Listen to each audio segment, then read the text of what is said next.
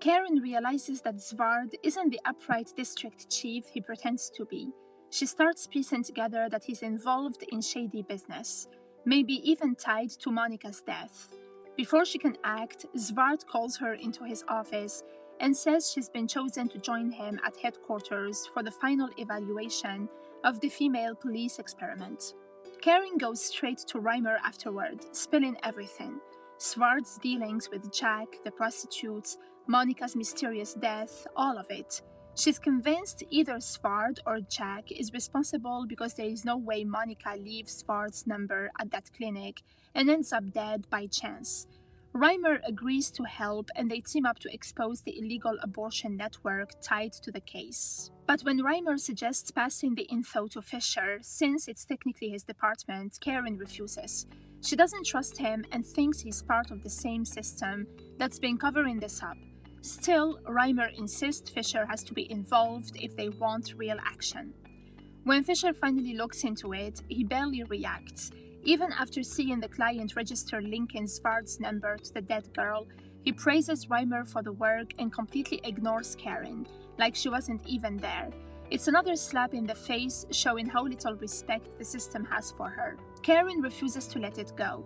She keeps digging, asking Reimer what will happen to the abortionist they caught and what's gonna happen to Svard.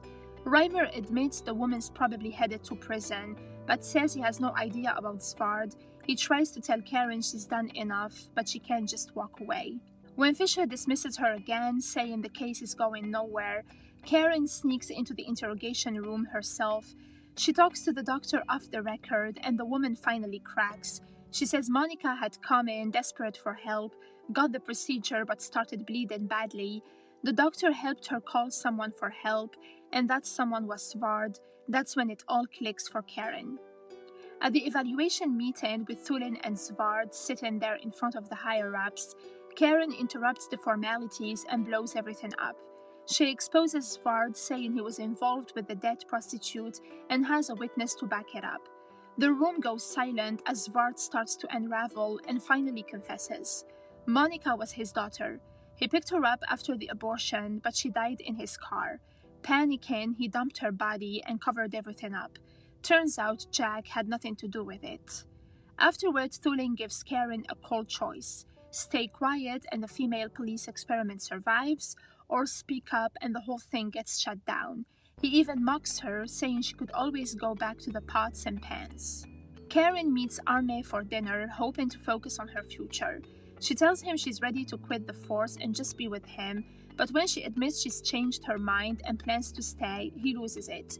He says he can't trust her anymore and walks out, leaving her shattered. Then comes one more twist. She gets a call from the clinic. She's pregnant. Meanwhile, Siv's world is falling apart too. She spots Oscar out with his wife and kids, realizing he lied about being single the whole time. When she confronts him, he admits everything.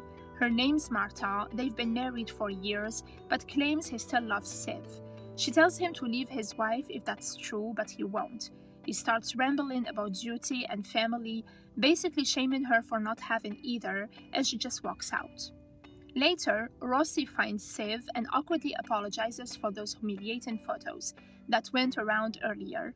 He admits he only did it because the guys wouldn't stop teasing him and says he thought things would change once women joined the force, but he was wrong.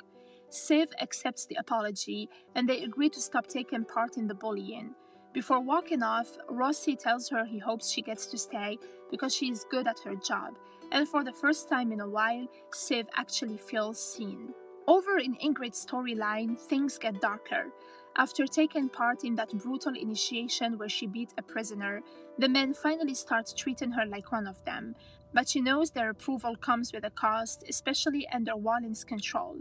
She confides in Berg, saying she plans to keep working with Wallen to collect evidence and expose what's really going on.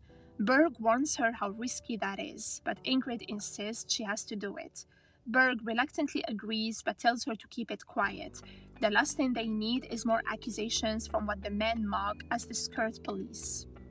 By the end, the system's power dynamics shift again. Svard gathers everyone and announces that the evaluation's complete, and against all odds, the women will stay on the force. Everyone's thrilled until he adds that he won't be staying on as district chief. He's being reassigned. His replacement, Fisher. Fisher steps up with his usual smug confidence, saying he prefers a more traditional leadership style. The women instantly realize what that means. The fight isn't over, it's just changing shape. They whisper among themselves, wondering what really happened to Svard. That's how the series ends.